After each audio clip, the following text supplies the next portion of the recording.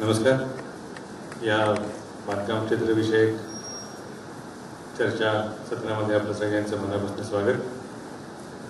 आम्ही हा उद्योग का केला असा प्रश्न तुमच्यापैकी बऱ्याच जणांना कदाचित पडलेला असेल. दोन क्षेत्र आमच्या खूप प्रेमाची आहेत, एक तुम्ही आणि एक सरकार. आणि त्यावरती आपण प्रेम करतो, त्यांना कधीतरी बोलवायला हवं, गप्पा मारायला, हा त्याच्या मागचा विचार. आमचा अंक जर बघत असाल तर तुम्हाला लक्षात येत असेल आमच्या या दोन क्षेत्रांवरती किती प्रेम आहे ते. त्याच्यामुळे आपण सगळे इतके मोठ्या संख्येने आलात, सगळ्यांचं मनापासून स्वागत. मी जास्त वेळ घेत नाही, चर्चेची सुरुवात करतो तुमच्या सगळ्यांच्या वतीनं. म्हणून प्रश्न विचारणं, माझ्या प्रश्नाच्या उत्तरात मुख्यमंत्रीजी निवेदन करते. जर तुम्ही आणि मुख्यमंत्री याच्यामध्ये फारसा आडपडता असणार नाही. पुन्हा एकदा आपलं सगळ्यांचं स्वागत. तुमचं सरकार आल्यापासून रिअल इस्टेट सेक्टरसाठी रेग्युलेटर नेमणं हा एक बऱ्याच दिवसापासून चर्चेचा मुद्दा राहिलेला आहे. तर हा सगळा महाराष्ट्राचा महत्त्वाचा रिअल इस्टेट सेक्टर समोर आहे, त्या विषयात आपली काही भूमिका आहे आणि त्याविषयी आपण मला असं वाटतं सुरुवात केली तर मग चर्चेला बरं पडेल. रिअल इस्टेट क्षेत्रामध्ये रेग्युलेटर असला पाहिजे अशा प्रकारची मागणी अनेक वर्षापासून सुरू होती. राज्य सरकारने या संदर्भातला कायदा केला होता आणि तो कायदा मंजूर केल्यानंतर त्याला मान्यता आपण ज्यावेळेस घेत होतो त्यावेळी केंद्र सरकारने देखील अशा प्रकारचा कायदा करायचं ठरवलं. आणि केंद्राने जो कायदा केला म्हणजे आम्ही इकडे आमचा रेग्युलेटर नेमण्याची प्रोसेस सुरू केली आणि दरम्यानच्या काळात केंद्राने कायदा केला आणि त्या कायद्यामध्ये त्यांनी एक लाईन टाकून आमचा कायदा निरसित करून टाकला. त्यामुळे आमचा जो रेग्युलेटर आम्हाला अपॉइंट करायचा होता तो काही आम्ही करू शकलो नाही. पण आता केंद्रीय कायद्यामध्ये एक तरतूद त्यांनी दिली आहे, राज्याला काही रूल्स तयार करायचे आहेत. त्यामुळे आम्ही आता एक one man committee Gautam Chatterjee जे माजी उपमुख्य सचिव आहेत यांच्या अध्यक्षतेखाली तयार केली आहे. ते या संदर्भातले जे काही रूल्स आहेत ते रूल्स ते तयार करतायत. आणि त्यासोबत आता इंटरिम पिरियडमध्ये हाऊसिंग रेग्युलेटर म्हणून जे गृहनिर्माण खात्याचे सचिव आहेत त्या सचिवांना आम्ही रेग्युलेटर म्हणून लवकरच नेमतो की ज्या माध्यमातून हे रेग्युलेटरचं काम सुरू होईल.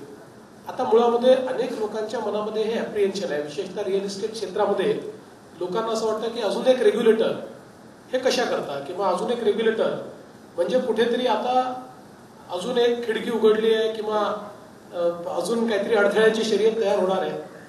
पण मला असं वाटतं की या रेग्युलेटरचा जो काही उद्देश आहे आणि जी नियमावली आम्ही तयार करतोय आणि ज्या प्रकारच्या सिस्टीम्स आम्ही त्यातनं उभ्या करणार आहोत, ज्यांना प्रामाणिकपणे काम करायचं आहे, ज्यांना चांगलं काम करायचं आहे त्यांना या रेग्युलेटरच्या माध्यमातून संरक्षण मिळणार आहे, त्यांना मदत मिळणार आहे. आणि आज चांगलं काम करणारे लोक म्हणतात की आम्ही चांगलं काम करून फायदा काय आहे, जो वाईट काम करतोय तो पुढे चाललाय, तो पैसाही कमवतोय, त्याला कोणी थांबवतही नाहीये, त्याच्यावर काही कारवाई होत नाहीये. आज त्याच्यावर कारवाईचं दालन देखील या रेग्युलेटरमुळे त्या ठिकाणी उघडणार आहे. आणि म्हणून मला असं वाटतं की रेग्युलेटर आपल्याला लवकरच पाहायला मिळेल आणि full fledged regulator with all जी सगळी नियमावली आहे ती येत्या 2 ते 3 महिन्यामध्ये आम्ही स्थापित करू. मुळामध्ये हे जे टार्गेट आपण आतामध्ये घेतलेलं आहे हे टार्गेट आपण म्हटलं त्याप्रमाणे जरी मोठं दिसत असलं तरी देखील पहिल्या वर्षी आपल्याला आपल्या कुऱ्हाडीला धार करायची.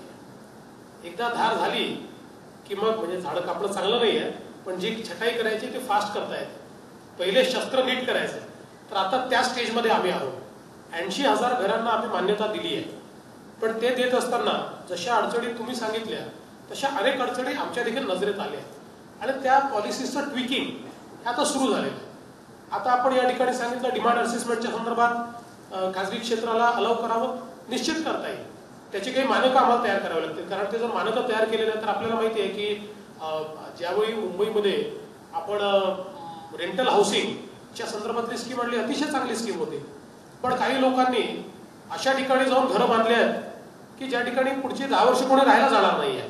तर त्यातनं मग तो फायदा होत नाही. त्यामुळे चांगल्या स्कीम्सचा मग बोजवारा उडतो.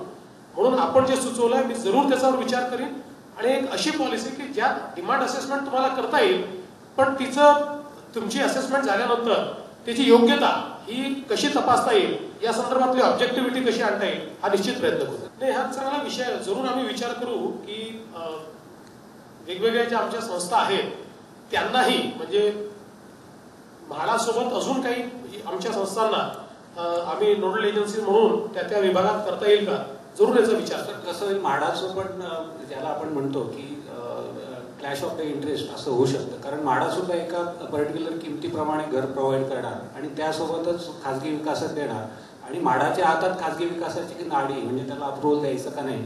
तर याच्यामुळे ह्या एकूणच जी आपली योजना आहे त्याला थोडासा सरकारवर तेवढा विश्वास ठेवा. सरकारी ज्या यंत्रणा असतात ते इतक्या बायस नसतात. उलट मी तुम्हाला सांगतो की तुमची कॉम्पिटिशन त्यांना असली पाहिजे, त्यांची तुम्हाला असली पाहिजे, तर ग्राहकाचा फायदा होईल. ग्राहक म्हणून एक मला प्रश्न पडतो, म्हणजे त्यांनी जो विचारला त्याच्या अनुषंगाने की काही परस्पर विरोधी वाक्य खूप ऐकायला मिळतात. त्यातलं एक वाक्य खरं होतं का कधी, किंवा होणार आहे का कधी, म्हणजे परवडणारी घरं असं असू शकतं का कधी? नाही, परवडणारी घरं हे निश्चितपणे आपण करू शकतो.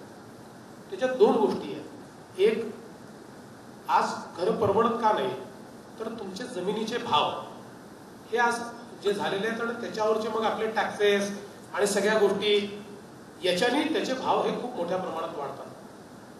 त्यामुळे आपण जर कुठल्या तरी पद्धतीनं हे जमिनीचे जे भाव आहेत ते रेग्युलेट करू शकतो. आता ते रेग्युलेट करायचे म्हणजे आता भाव तुम्ही कमी करा असं तर म्हणता येत नाही, पण मग काही तुम्हाला रिसोर्सेस उपलब्ध करावे लागतील अफोर्डेबल हाऊसिंग. कारण म्हणजे मुंबईमध्ये मी आता गेल्या 4-5 वर्षात या हाऊसिंगच्या याच्यात लक्ष घातल्यानंतर मला पहिल्यांदा समजलं की अफोर्डेबल हाऊस हे 1 कोटी रुपयाचं असतं, ते 50 लाख रुपयाचं असतं. मला असं वाटत होतं की अफोर्डेबल हाऊस म्हणजे 10 लाखाचं 8 लाखाचं, पण मुंबईमध्ये 50 आणि ते 50 लाखाचं घर देखील उपलब्ध नाही. आता पुण्याची स्थिती थोडी कमी आहे पण फार वेगळी नाही आहे. इथे इतक्या कमी याला काही घरं काही उपलब्ध नाही आहेत. तर याचं आपल्याला अशा प्रकारचं स्ट्रक्चर तयार करावं लागेल की ज्या स्ट्रक्चरमध्ये अफोर्डेबल हाऊसिंग करता अफोर्डेबल लँड, आणि मग तुमच्याजवळ लँड नाही आहे तर ती व्हर्च्युअल लँड जी तुम्ही उपलब्ध करून देता वेगवेगळ्या तुमच्या इनिशिएटिव्हच्या माध्यमातून, ती तुम्हाला उपलब्ध करून द्यावी लागेल. आणि याच्यामध्ये माध्यम म्हणून आपल्याकडनं आमची अपेक्षा अशी आहे की म्हणजे लोकसत्ता हे तर फार प्रगल्भ माध्यम आहे, पण जोपर्यंत आपण याच्यामध्ये समजून घेणार नाही की आपल्याला व्हर्च्युअल लँड्स क्रिएट करावे लागतील, मग काही ठिकाणी FSI ट्विक करावं लागेल, काही ठिकाणी इन्सेंटिव्हाइज हाऊसिंग करावं लागेल, काही ठिकाणी लो कॉस्ट हाऊसिंग दिलं तर हाय कॉस्ट करता परवानगी द्यावी लागेल. आता या सगळ्याच गोष्टींना जर मीडिया स्कॅम ठरवायला लागला आणि याच्यामध्ये बिल्डरांचं चांग भलं केलं अशीच जर त्याला आपण उपमा द्यायला लागलो तर मला असं वाटतं होणार नाही. समाजातल्या म्हणजे राज्यकर्ते असतील, बिल्डर असतील आणि ओपिनियन मेकर्स असतील, या सगळ्यांनी समजून घेतलं पाहिजे अफोर्डेबल हाऊसिंग तेव्हाच शक्य आहे ज्यावेळेस अफोर्डेबल हाऊसिंग करता आपले रिसोर्सेस आपण अनलॉक करू, आणि ते अनलॉक जर करायचे असतील तर कुठेतरी ते कम्पेन्सेट देखील आपल्याला करावे लागतील. नाही, पहिलं तर आपण जे सांगितलं ते आपली सूचना ही योग्य आहे आणि म्हणून आम्ही आता प्रयत्न हाच केला. म्हणजे हाऊसिंग पॉलिसी आम्ही का थांबवली, तर सेंट्रल पॉलिसीशी अलाइन अशा प्रकारची आपली पॉलिसी करून त्याच्यात भर काय घालता येईल हा विचार आपण जर केला तर त्याचं एक चांगलं वर्केबल मॉडेल तयार होईल. म्हणजे मला तर त्याच्या पलीकडे जाऊन असं वाटतं की आम्ही हा विचार करतोय की आता महानगरपालिकेच्या क्षेत्रामध्ये जर आपल्याला टॅक्सेस किंवा बाकी गोष्टींमध्ये कन्सेशन द्यायचं असेल तर हे सगळे प्रोजेक्ट्स हे आम्हाला वेस्ट न्यूट्रल करता येतील का, म्हणजे महानगरपालिकेवरचा बोजा जर आम्ही कमी केला. आता चांगल्या टेक्नॉलॉजीज या ठिकाणी इतक्या उपलब्ध आहे की आम्ही वेस्ट न्यूट्रल करू शकतो, लिक्विड वेस्ट जे आहे त्याचं त्या ठिकाणी रिसायकलिंग करू शकतो.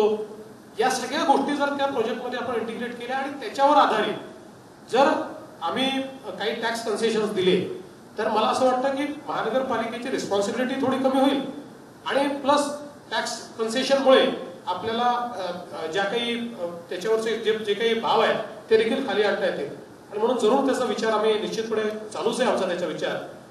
SPPLच्या संदर्भात आता आपण जो फीडबॅक दिला तो फीडबॅक फार उत्साहवर्धक आहे, त्यामुळे जरूर याचा विचार अन्य ठिकाणी देखील करायचा आम्ही करू. खरं म्हणजे फार घाबरत आम्ही त्याचा निर्णय केला आणि त्याच्यानंतर 500 कोटी रुपये त्याला आम्ही दिले. आणि तुम्हाला खरं सांगू का, महाराष्ट्राची आपली शक्ती एवढी आहे, आपण जर नीट आपल्या रिसोर्सेसचं प्लॅनिंग केलं तर आपल्याला काही हुडकं वगैरे करायला जायची देखील आवश्यकता नाही. म्हणजे मी साधा आपल्याला सांगतो की आज हे जे आपलं अर्बन लँड सिलिंगचं दुकान आहे, हे दुकान बंद केलं पाहिजे. हे जे ऑफिसेस आहे बंद केले पाहिजे. आणि एका पॉलिसीमध्ये आम्ही जर अर्बन लँड सिलिंगचा प्रश्न सोडवला तर या राज्याला शेल्टर फंडमध्ये 10,000 कोटी रुपये मिळू शकतात. आणि म्हणून आम्ही हा निर्णयच केला आहे. आम्ही आता आणि ट्रान्सपरंटली, कारण अर्बन लँड सिलिंग म्हणजे असा निखारा आहे की जो हातात घेतला की हात जळणार. पण त्यासोबत कायदा तुम्ही रद्द करायचा आणि सगळे ऑफिसेस सुरू आहेत आणि ते ऑफिसेस दुकानासारखे आपले एक खिडकी योजना, खिडकीत टाकलं तर बाहेर येतं, नाही टाकलं तर येत नाही, ते आता कारण चालवायचंच नाही. हे दुकानं बंदच झाली पाहिजे. आणि म्हणून आता त्याच्या संदर्भात मी असा निर्णय घेतलाय की एखाद्या रिटायर्ड हायकोर्टाचे चीफ जस्टिसच्या अध्यक्षतेखाली एक कमिटी तयार करायची आणि त्या कमिटीच्या माध्यमातून हा अर्बन लँड सिलिंगचा जो प्रश्न आहे तो प्रश्न जरा व्यवहारिक स्वरूपात त्यांच्याकडनं त्याची सोल्युशन्स घ्यायची, कायदेशीर सोल्युशन्स घ्यायची. आणि ते जर आपण करू शकलो तर एका याच्यातनं आपल्याला 10,000 कोटी रुपये अफोर्डेबल हाऊसिंग करता आणि शेल्टर फंडमध्ये त्या ठिकाणी मिळू शकतील. आणि त्यातनं अशा अनेक योजना हे आपण करू शकू. तर मला असं वाटतं की एकदा आता SPPLच्या अंतर्गत जे प्रोजेक्ट घेतले आहेत त्याचा प्रोग्रेस एकदा बघू आणि तो जर योग्य असेल आणि आपण सांगता तसा असेल तर जरूर आम्ही पुण्याकरता आणि महाराष्ट्राकरता देखील त्या मॉडेलचा विचार करू. जमीन विषयक निर्णय तुम्ही सुद्धा घाबरत घेताय असं आहे की निखार आहे, हातात घेतला की हात जळतोच. आणि अलीकडच्या काळामध्ये तुमच्या इंटेन्शनचा कोणी विचार करत नाही. हा सगळ्यात महत्वाचा विषय आहे. त्यामुळे तुम्ही कुठल्या इंटेन्शननी करताय याचा कोणी विचार करत नाही. त्यामुळे जेवढ्या गोष्टी ट्रान्सपरंटली करता येतील, लोकांना ऑनबोर्ड करून करता येतील, कम्युनिकेशनने करता येतील, तेवढा आमचा प्रयत्न. तुम्हाला एक सांगतो, हा जो डीपीचा प्रश्न आहे, पूर्वी डीपी हे $1 बिलियन क्वेश्चन होते. आता देर इज नो बिलियन. आमच्याकरता डॉलरचे क्वेश्चन नाही आहेत, हे आता कामाचे प्रश्न आहेत. म्हणजे सांगायचा अर्थ एवढाच आहे की डीपी वेळेत होणार, त्याच्यावर वर्किंग चाललेलं आहे. ज्या कारणाकरता पूर्वी डीपी थांबायची आणि $1 बिलियन क्वेश्चन तयार व्हायचे असे कुठलेही क्वेश्चन आमच्या समोर नाही. त्यामुळे आम्ही त्याच्यावर नीट वर्किंग सुरू केलेलं आहे आणि अगदी चांगल्या टाइम फ्रेममध्ये आम्ही ते पूर्ण करू.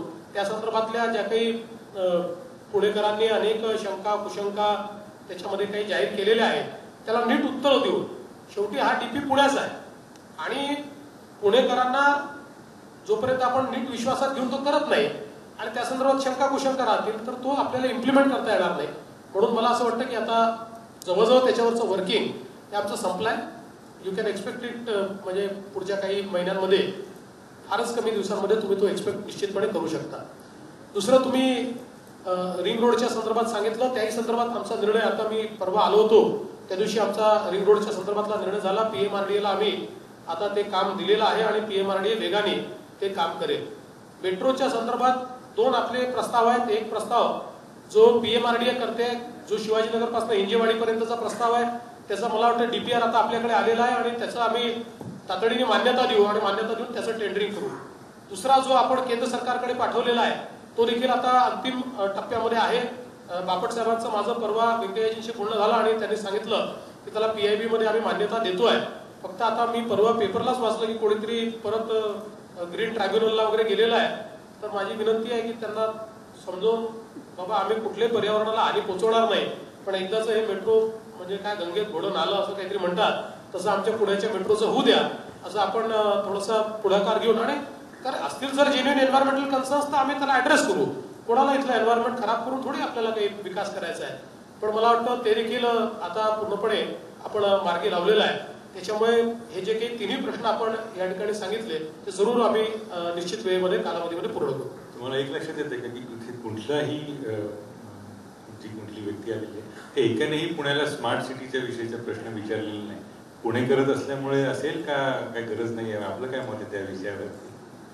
पुणेकरांनी पुणे स्मार्ट बनवायचं ठरवलं आहे आणि स्मार्ट सिटीच्या वेळी कन्सल्टेशनची जी प्रोसेस आहे त्याच्यामध्ये खूप मोठ्या प्रमाणात पुणेकरांनी सहभाग घेतला. आता पुणेकर वाट पाहत आहेत की पुणे स्मार्ट कधी होईल. आणि मला असं वाटतं की जे काही प्लॅन्स पुणे स्मार्ट सिटीचे तयार करण्यात आले आहेत ते अतिशय चांगले प्लॅन्स आहेत. आणि आज पुण्यासारख्या शहरामध्ये तर जगातले अनेक देश हे रस घेत आहेत. ते पुणे स्मार्ट सिटीमध्ये पार्टनर होऊ पाहत आहेत, ते पुणे स्मार्ट सिटीला फंडिंग करू पाहत आहेत. आणि मला निश्चितपणे असं वाटतं की पुण्यासारख्या शहरामध्ये प्लॅनिंग महत्वाचं आहे. पैसा हा महत्वाचा नाही, कारण पैसा पुण्याला हा कुठूनही येईल, पैसा तो उभा राहील, केंद्र सरकार देईल, राज्य सरकार देईल, मल्टीलॅटरल एजन्सीज देतील. पण हे जे काम आहे, हे काम जर आपण निश्चितपणे करू शकतो चांगल्या प्रकारे आणि ज्या फेजेसमध्ये आपण ठरवलं आहे, तर मला विश्वास आहे की देशातलं सर्वोत्तम शहर म्हणून पुणे आपल्याला पाहतंय. पुण्यावर माझं प्रेम जास्ती आहे. पहिली गोष्ट अशी की आमचा मूळ सिद्धांत गेले 20-25 वर्ष हा राहिला की अर्बनायझेशन इज अ एव्हिल. आणि या सिद्धांतावर आधारित आम्हाला असं वाटलं की आमच्यात ही शक्ती आहे की आम्ही मायग्रेशन थांबवू शकतो. आणि म्हणून आम्ही अर्बनायझेशन मॅनेज करणं सोडलं, मायग्रेशन करता प्लॅनिंग करणं सोडलं. परिणाम काय झाला? मायग्रेशन थांबलं नाही, अर्बनायझेशन थांबलं नाही, आमची शहरं बकाल नाही. सो वी शुड अंडरस्टँड की urbanization is a global phenomena. शहरीकरण मॅनेज करता येऊ शकतं, ते थांबवता येत नाही. कम्युनिटीज ऍस्पायरिंग जशा होतात तसं त्यांना शिक्षण, आरोग्य, एंटरटेनमेंट, अपॉर्च्युनिटी या सगळ्या गोष्टी लागतात. आणि त्या सगळ्या गोष्टी ज्या क्लस्टरमध्ये उभ्या होतात तिकडे लोक आकृष्ट होतात. आणि म्हणून आज आपण जर हे ठरवलं की आम्ही अर्बनायझेशन थांबवू, तर ते शक्य नाहीये. मायग्रेशन थांबवू, तेही शक्य नाहीये. आता केलं काय पाहिजे? हे अर्बनायझेशन मॅनेज केलं पाहिजे. So plan for the future. आज आपली शहरं तयार करत असताना 20 वर्षात जर आम्ही फ्युचरचं इन्फ्रास्ट्रक्चर तयार केलं नाही, त्यामुळे आम्ही या बकाल अवस्थेमध्ये आलो. आता आम्ही जर त्याचा विचार केला, रेट ऑफ अर्बनायझेशन काय आहे याचं फोरकास्टिंग आपल्याला करता येतं, बाकी अपॉर्च्युनिटीज काय तयार होणार आहेत. शेवटी आपण ज्यावेळेस फोरकास्टिंग करतो, आता जर तुम्ही बघितलं तर मागच्या 10 वर्षामध्ये मुंबई आयलँड सिटीची लोकसंख्या वाढलेली नाही. Mumbai island city has come to stand still. याचा अर्थ काय आहे? अपॉर्च्युनिटीज किंवा परिस्थिती या दोन्ही सबर्बन मुंबईकडे शिफ्ट झालेल्या आहेत किंवा त्याच्या पलीकडच्या MMR रिजन मध्ये शिफ्ट झालेल्या आहेत. आपण ज्यावेळेस अर्बनायझेशन मॅनेज करायचा विचार करतो त्यावेळेस PMRDA कशाला तयार करायची? तर PMRDA याकरता तयार करायची की 20 वर्षामध्ये छोटी अर्बन सेंटर जर आम्ही तयार करू शकलो, ते जर आम्ही प्लॅन करू शकलो आणि त्याच्या प्लॅनिंगच्या माध्यमातून आम्ही हा जो येणारा इन्फ्लक्स आहे हा त्या ठिकाणी मॅनेज करू शकलो, तर भविष्यात ते शहरं बकाल होणार नाहीत. अन्यथा आज शहराच्या बाहेरचा भाग, जमिनीचे भाव वाढले आहेत, कन्स्ट्रक्शन चाललेलं आहे, इन्फ्रास्ट्रक्चर नाही आहे, पलीकडच्या काळामध्ये लोक तिथे राहायला जाणार आहे आणि पुन्हा तिथली अवस्था बकाल होणार आहे. आणि म्हणून मला असं वाटतं की आता प्लॅनिंगची जी दिशा राज्य सरकारने घेतलेली आहे ती ही घेतली आहे की urbanization is inevitable. We cannot stop it but we can manage it. आणि ते मॅनेज करण्याकरता स्मॉल अर्बन सेंटर्स तयार करायचे आणि बिग ज्या सिटीज आहेत तिथलं अर्बनायझेशन जे आहे ते मॅनेज करायचं. मला असं वाटतं की त्याच्यावर जो वर्किंग आपण पूर्णच केलं होतं, पण नंतर सेंट्रलच्या पॉलिसीज करता आपण थांबवलं. आता पुन्हा त्याच्यात ट्विकिंग आपलं चाललं आहे. पण मी आता परवा गृहनिर्माण मंत्र्यांची चर्चा केली, सचिवांची चर्चा केली. मला असं वाटतं की they are quite ready with the draft. ते लवकरच त्या संदर्भातला निर्णय करते. राजेंद्रजी, आपण फार चांगला या ठिकाणी सजेशन दिलं. पण अमृत योजनेच्या संदर्भात आपल्याला ती योजना ही एका सेक्टर करता, एका योजनेकरता, एका प्रकल्पाकरता राबवता येणार, ती आपल्याला शहराकरता राबवता येईल. एक उदाहरण द्यायचं झालं तर आपण एक प्रकल्पाचं भूमिपूजनाकरता आपण मला नेलं आणि मग एक दुसरा प्रकल्प आपण टाकला. अतिशय सुंदर प्रकल्प, उत्तम प्रकल्प आपण केला आहे, काही प्रश्नच नाही. आणि जी कन्स्ट्रक्शन टेक्नॉलॉजी आपण वापरली याच्याने त्याची कॉस्ट देखील कमी झाली आणि स्पीड देखील वाढली आहे. पण आता जर तेवढ्या पुरतं आम्ही अमृतचे पैसे वापरले तर आपण पुन्हा सायलोज तयार करू. आता आपण अमृतचे पैसे कुठे वापरतो तर शहराच्या पाणी पुरवठ्याला पहिला आपण क्रमांक दिलेला आणि वेस्ट वॉटर ट्रीटमेंटला आपण दुसरा त्याच्यामध्ये क्रमांक दिलेला आहे की याच्यावर आपण सगळ्यात जास्त पैसे वापरायचे. आणि 52 शहरं आपण अशी निवडलेली आहेत की ज्या शहरांमध्ये शहराच्या मानकांप्रमाणे पाणी पुरवठा झाला पाहिजे, त्या पाण्याचं कलेक्शन झालं पाहिजे आणि त्याच्यावर ट्रीटमेंट झाली पाहिजे. आज दुसरी महत्वाची गोष्ट या निमित्ताने सांगतो की अमृतमध्ये अनेक लोक ज्यावेळी माझ्याकडे येतात आणि सांगतात की आम्हाला या ठिकाणी वेस्ट वॉटर ट्रीटमेंटची किंवा सिवेज ट्रीटमेंटची योजना अमृतच्या अंतर्गत द्या, त्यावेळी मी त्या शहरांना एवढंच विचारतो की तुमचं वॉटरचं कलेक्शन दाखवा. आणि असं लक्षात येतं की कुठल्या शहराचं येणारं पाणी आणि जाणारं पाणी याचा ताळेबंदच बसत नाही. काही शहरांनी तर आपली कॅपॅसिटी डेव्हलप केली पण वॉटर कलेक्शनच होत नाही. त्यामुळे जोपर्यंत याचं नीट प्लॅनिंग होत नाही, पाण्याचं प्लॅनिंग, गटाराचं प्लॅनिंग, वेस्ट वॉटरचं प्लॅनिंग, त्याचं कलेक्शन आणि मग त्याच्यावर ट्रीटमेंट, हे सगळं जोपर्यंत होलिस्टिकली आपण विचार करत नाही तोपर्यंत सस्टेनेबल शहर तयार होणार नाही. आणि म्हणून थिन स्प्रेडिंग ऑफ रिसोर्सेस हे न करता, रिसोर्सेस हे पिण्याच्या पाण्याकरता आणि त्याच्यानंतर जिथे वॉटर कलेक्शन होऊ शकतं त्या ठिकाणी वेस्ट वॉटर ट्रीटमेंटवर खर्च करायचा निर्णय आम्ही घेतला. आपण चांगली गोष्ट या ठिकाणी सांगितली. आणि मुळामध्ये मला असं वाटतं की आम्ही जोपर्यंत ह्युमन इंटरव्हेन्शन कमी करणार तोपर्यंत ही सिस्टीम ट्रान्सपरंट होऊ शकत नाही. आता मुंबईमध्ये आपण पहिलं टार्गेट दिलं होतं की नंबर ऑफ परमिशन्स कमी आल्या पाहिजेत, त्या 52 वर आल्या. दुसरं टार्गेट दिलं होतं की या सगळ्या परमिशन्स इंटिग्रेट करून एका सिंगल इलेक्ट्रॉनिक प्लॅटफॉर्मवर आल्या पाहिजेत. 15 तारखेपासून आता त्या इलेक्ट्रॉनिक प्लॅटफॉर्मवर आणल्या. आता तिसरं आपण इंटरव्हेन्शन त्यात काय ठरवलंय तर सगळ्या ज्या विविध विभागाच्या एनओसीज आहेत, म्हणजे आता आपण इथे प्लॅन तयार करून सगळं मंजुरी करून दिलं तरी एन्व्हायरमेंट विभागामध्ये जाऊन तो थांबतो आणि मग एन्व्हायरमेंट विभाग तेवढाच दिवस त्याला लावतो. आता केंद्र सरकारने तोही एक उत्तम निर्णय घेतला आणि परवा व्यंकय्या नायडू जेव्हा आले होते त्यांनी आपल्याला आश्वासन दिलं आपल्या DCR मध्ये एन्व्हायरमेंटचे सगळे कन्सर्न्स हे इंटिग्रेट करायचे आणि ज्यावेळेस आपण एखाद्या प्लॅनला मान्यता देऊ त्यावेळी एन्व्हायरमेंटल क्लिअरन्स सहित ती मान्यता असेल आणि ही सगळी इलेक्ट्रॉनिकली होईल अशा प्रकारचं. तर आता मुंबईमध्ये तिसरी स्टेप ती चालू झाली. केंद्र सरकारसोबत जेवढ्या वेगवेगळ्या प्राधिकरणात, कुठे एअरपोर्टची परवानगी लागते, कुठे एन्व्हायरमेंटची लागते, कुठे डिफेन्सची लागते, या सगळ्याच्या परवानग्या या आपल्या DCRशी इंटिग्रेट आपण करतो आहोत. आणि ते जर आपण केलं तर मला असं वाटलं की खऱ्या अर्थानं एक खिडकी राहील, दुसरी कुठली खिडकी राहणार नाही. तर एका खिडकीतनं आत गेलं की आपल्याला अनेक दरवाजांमध्ये जावं लागतं, तसं होणार नाही.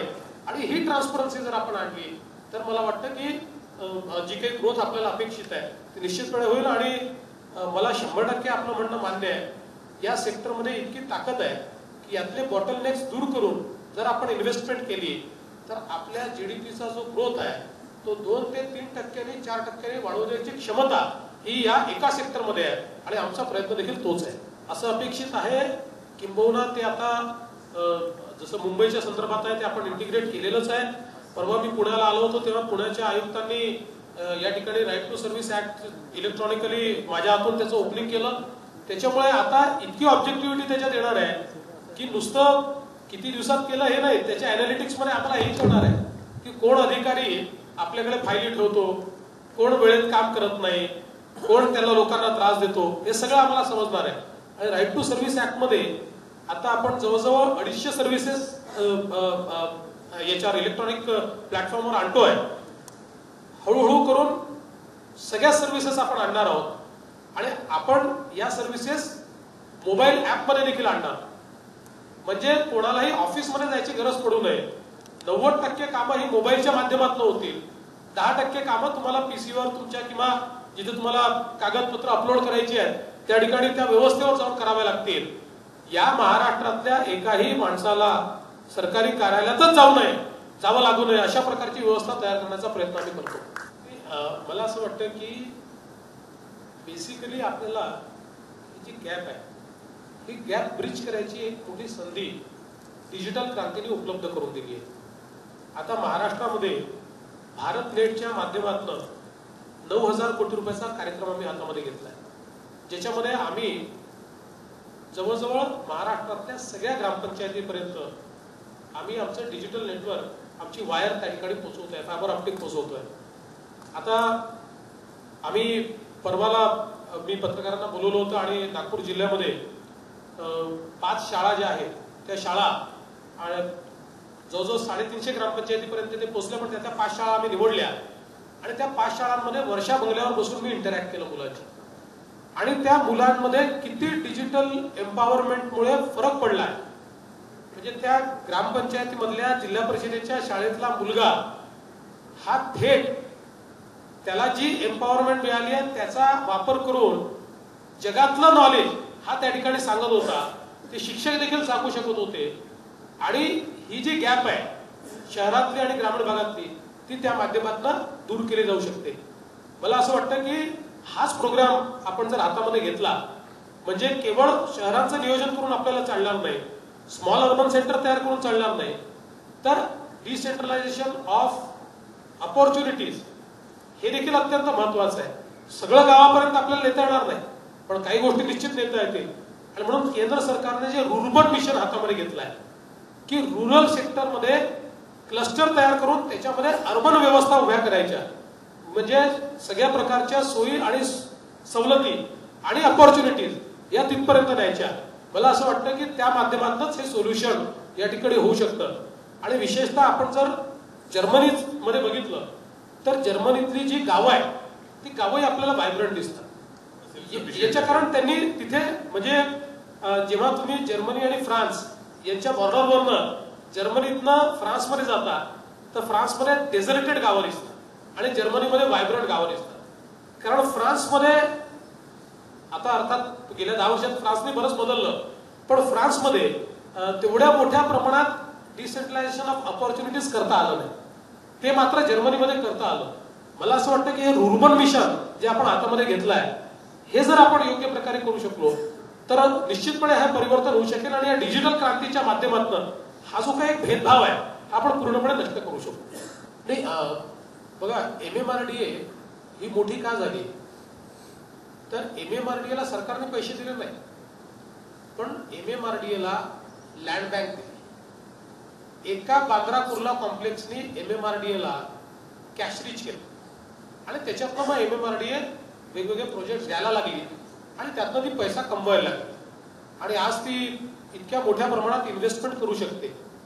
मला असं वाटतं की PMRDA मध्ये ती क्षमता आहे आणि म्हणून आम्ही PMRDA मध्ये सरकारच्या जागा त्यांना कशा देता येतील, त्यांची लँड बँक क्रिएट कशी करता येईल हा आमचा प्रयत्न आहे.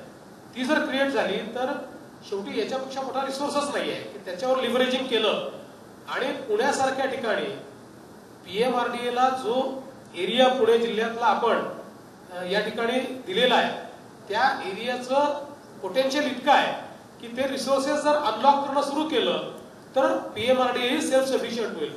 पण त्याला इनिशियल जे पैसे लागतील ते उभे करण्यासंदर्भात राज्य सरकार त्याला मदत करेल. हे मला असं वाटतं की आपण सांगितलं आम्ही एकदा त्याचा पुन्हा त्याच्याकडे लक्ष देऊ. पण मुळामध्ये हे सगळं करण्याचं कारण काय तर पुणे हे गेल्या काही वर्षात कॉन्क्रीटचं जंगल झालं आणि आपण रस्त्याचा विचार न करता जर TDR लोड करायला मोठ्या मोठ्या इमारती तयार करायला परवानग्या देत राहिलो तर पुण्याचा विकास कधीच होणार. खरं म्हणजे पुण्यासारख्या शहरातले जे जुने भाग आहेत या जुन्या भागामध्ये क्लस्टरचा अप्रोच घेऊन आम्ही अर्बन रिन्युअल करू शकतो का याचा विचार पुण्याने केला पाहिजे. हे ठीक आहे की जे हेरिटेज आहे त्याचं जतन केलं पाहिजे पण आपण जर पुण्यासारखे जगातले शहर यांचं ट्रान्सफॉर्मेशन बघितलं तर ते ट्रान्सफॉर्मेशन आहे त्या रस्त्यांवर TDR लोड करून झालेलं नाही. ते झालेलं आहे अर्बन रिन्युअलनी, ते झालं आहे क्लस्टरच्या अप्रोचनी.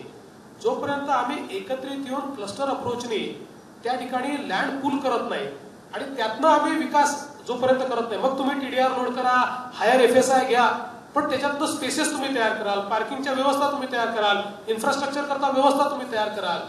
मला असं वाटतं की पुण्याचा हा विचार अधिक महत्वाचा आहे.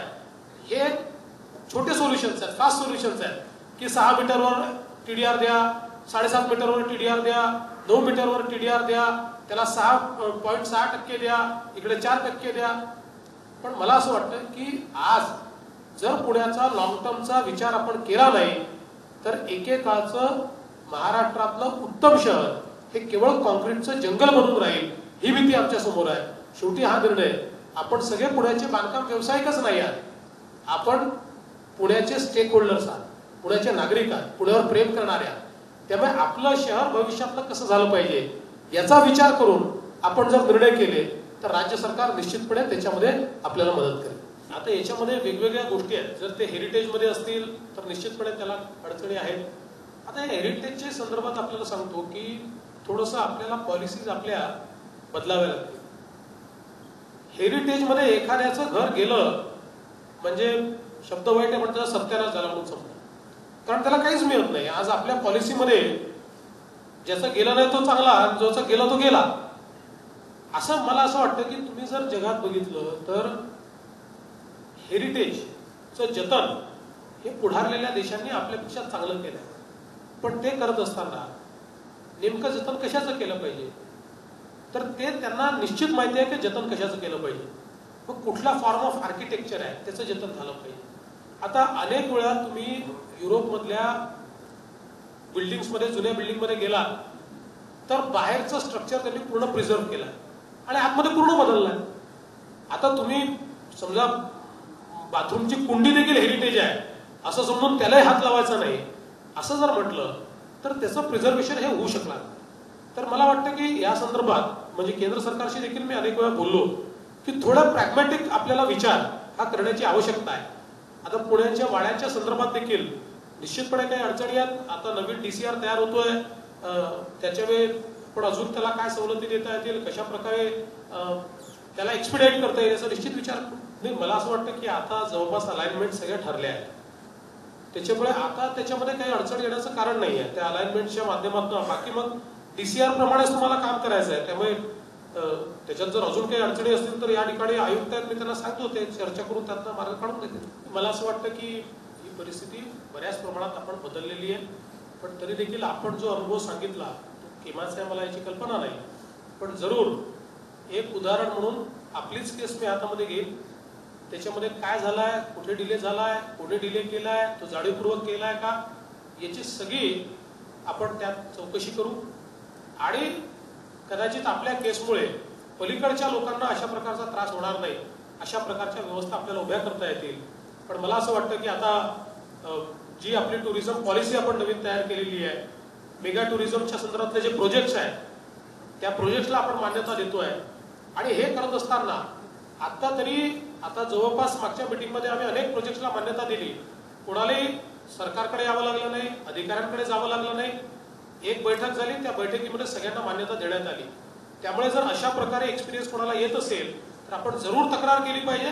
आपल्या तक्रारीतूनच आम्ही अशा प्रकारचे जे लोक आहेत म्हणजे आपल्या मराठीत झारीतले शुक्राचार्य म्हणतात त्या शुक्राचार्यांचा आम्ही निश्चितपणे नयनाट करू.